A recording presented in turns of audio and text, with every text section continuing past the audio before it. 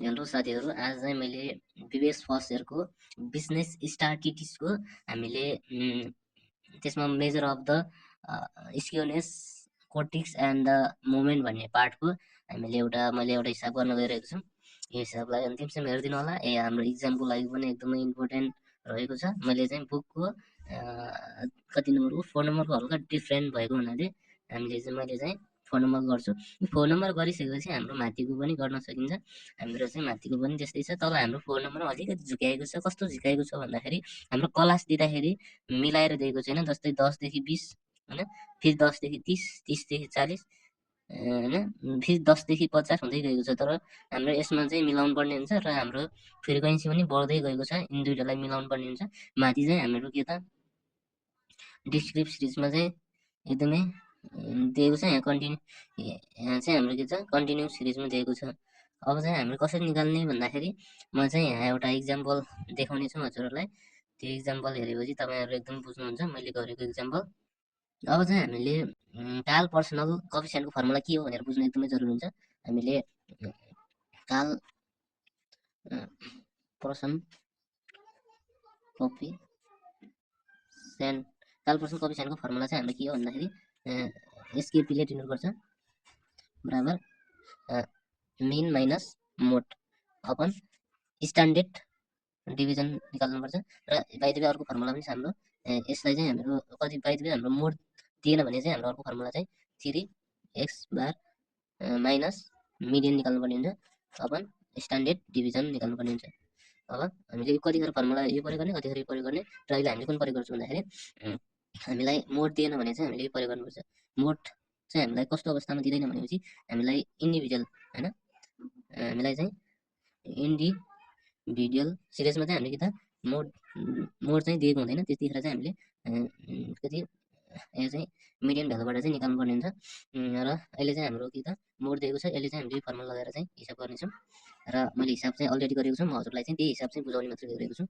यो चाहिँ त्यही हिसाब हो। अब चाहिँ हामीले क्लासलाई मिलाउनु पर्ने थियो। अहिले हामीले 10 देखि 20, 10 देखि 30, 30 10 देखि 40 हुँदै गएको थियो। अहिले चाहिँ हामीले 10 देखि 20 हामीले कतिको डिफरेन्स छ भनेर हामी थाहा पाइसकेका थियौँ। हामीले 10 को डिफरेन्स हुँदै थियो, 10 देखि 20 हैन, 20 देखि 30, 30 देखि 40, 40 देखि 50, 50 देखि 60, 60 देखि 70 हुँदै हामी चाहिँ लेखिरहेको छौँ। हामीले यो फ्रिक्वेन्सी निकाल्दाखेरि के गर्ने भन्दाखेरि हाम्रो 4 अनि 4 देखि माथिको तलको भ्यालुबाट घटाउँदै हामीले यसरी चाहिँ हामी फ्रिक्वेन्सीलाई पनि मिलाउन सक्छौँ यस्तो अवस्थामा। अनि हाम्रो मिड भ्यालु निकाल्दाखेरि हामीले 10 देखि 30 लाई जोडेर अनि 2 ले भाग गर्यो भने हाम्रो मिड भ्यालु आउँछ 15। अनि त्यसरी 30 देखि 20 50, 50 मा 25 हुँदै हामीले चाहिँ मिड भ्यालु पनि निकाल्न सक्छौँ। अनि मिड भ्यालु अब एफएक्स निकाल्दाखेरि चाहिँ के गर्नुपर्छ, एफ र एक्सलाई मल्टिपल गर्यो भने हाम्रो कति आउँछ 60 आउँछ। 4 इन्टु 15 गर्यो भने हाम्रो कति आयो 60 आयो। यसरी पनि हामीले एफएक्स निकाल्न सक्छौँ। अनि त्यसरी हाम्रो के अरे एफएक्सको स्क्वायर पनि हामी कसरी निकाल्छौँ भने चाहिँ हामीले 60 लाई स्क्वायर गर्ने होइन कि हामीले चाहिँ मिडको र एफएक्सको चाहिँ के गर्ने मल्टिपल गरेर चाहिँ हामीले यो निकाल्न सक्छौँ। जस्तै 15 इन्टु 60 900 यसरी गर्दै हामीले पनि निकाल्न सक्छौँ। अब चाहिँ हामी तल हेरौँ। तल हामीले के एन फ्रिक्वेन्सीलाई जोड्यो भने कति 150 आयो। अनि समसन एफएक्स निकाल्यो भने 6950 चाहिँ हाम्रो के आयो एफएक्स आयो। अनि एफएक्सको स्क्वायर चाहिँ कति आयो 3,56,550 चाहिँ हाम्रो के आयो एफएक्सको स्क्वायर आयो। हाम्रो टोटल चाहिँ यति निकाल्यो। यो निकाल्ने हजुरले बुझिसक्नु भयो।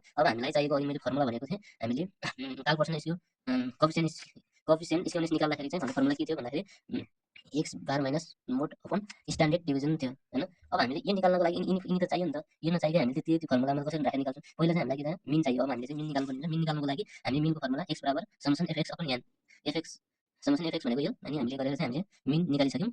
अब स्ट्यान्डर्ड डिभिजन भन्ने निकाल्दाखेरि चाहिँ यसले चाहिँ सिग्मा भन्छ, सिग्मा राख्दा पनि हुन्छ। अब यो निकाल्नु पर्यो हामीलाई, यो पनि सोधेको छ। यो निकाल्नुको लागि चाहिँ हाम्रो फर्मुला हो समसन एफएक्सको square upon n minus summation f x एनको होल स्क्वायर हामीले निकाल्नु पर्ने हुन्छ। यसरी निकाल्यो भने हाम्रो यो फर्मुलाबाट हामीले यसको चाहिँ यो यहाँ राख्यौँ 150 गरेर यसरी गर्दा हाम्रो 15.18 चाहिँ हाम्रो के आयो त स्ट्यान्डर्ड डिभिजन हामीले चाहिँ यहाँ निकालिसक्यौँ। अब चाहिँ हामीलाई मोड निकाल्नु पर्ने हुन्छ। जस्तै 4 मोड निकाल्दाखेरि म्याक्सिमम फ्रिक्वेन्सी हेर्ने। पहिला चाहिँ हामीले माथि सबैभन्दा म्याक्सिमम फ्रिक्वेन्सी कुन छ भनेर हामीले हेर्ने। हामीले 12 40 हेर्दाखेरि म्याक्सिमम कुन छ 41 छ। 41 चाहिँ के हो त हाम्रो मोड हो। हाम्रो 41 चाहिँ मोड हो। तर हामीले मोडको यता साइडमा हेर्यो भने यो चाहिँ हाम्रो मोड निकाल्नु पर्ने हुन्छ। त्यही 41 चाहिँ हाम्रो मोड हो। मोडको फर्मुला लगाएर हामीले हिसाब गर्नु पर्ने हुन्छ। मिडियन क्लास चाहिँ हाम्रो कति छ 41 50, 40 देखि 50 को बिचमा छ। अब हामीले 40 देखि 50 हामीले मिडियन क्लास लेख्यौँ। एल भनेको कति छ लास्ट 40 छ, तलको भ्यालु 40। अनि f1 कसरी राख्यौँ, f1 भनेको हामीले त्यही मिनको फ्रिक्वेन्सी f1 राख्यौँ। अब हामीले f0 र f1 चाहिँ कसरी निकाल्ने भन्दाखेरि फर्मुला हाम्रो चाहिँ के हो, हामीले f1 यसलाई मान्यो भने f0 यो माथिलाई मान्छौँ, f2 चाहिँ यसलाई मान्छौँ, f2 चाहिँ यसलाई मान्छौँ। अब हामीले यही अनुसार हामी तल राखिसकेका छौँ। जस्तै f0 कति छ, f0 माथि 40 छ, 40 राख्यौँ, f1 27। अनि h भनेको कति हो, हामीले क्लासको कतिको डिफ्रेन्स भनेर हेर्ने हो। हामी 10 को डिफ्रेन्स छ, त्यही 10 को डिफ्रेन्समा चाहिँ हामी कति छ 10 राख्यौँ तल 10। अब हाम्रो मोडको formula l plus f1 minus f0 अनि 2f1 minus F0 - F2 * H। अब हामीले L को ठाउँमा 40, हामीले यही फर्मुला हाल्दै गयौँ। 2 ले हामीले 2 जे छ त्यसले मल्टिपल गरेर चाहिँ हामीले 40 गरेर हाम्रो कति आयो 40.1 15 आउँछ तल 15 डिभाइड गर्दाखेरि हाम्रो कति आयो 40 point चाहिँ हाम्रो कति आयो मोड आयो। मोड चाहिँ हामीले यसरी निकाल्यौँ। अब हामीलाई माथि मैले फर्मुला अघि लेखेको थिएँ।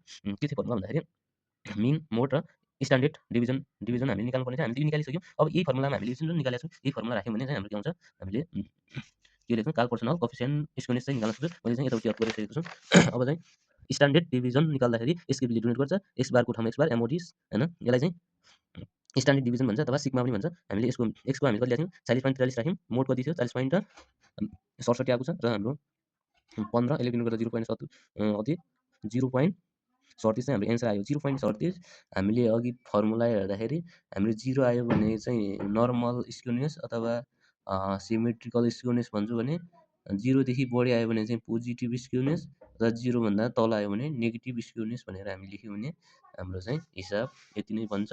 र अरू हिसाब पनि हजुरहरूलाई फर्मुला र अन्य केही कुराहरू चाहिएको छ भने मलाई मेसेज गर्न सक्नुहुन्छ वा कमेन्ट भन्नु होला। म हजुरहरूलाई त्यही अनुसार चाहिँ भिडियो बनाउने छु। आजको भिडियोलाई चाहिँ म यतिमै इन्ड गर्न चाहन्छु। हस् त धन्यवाद।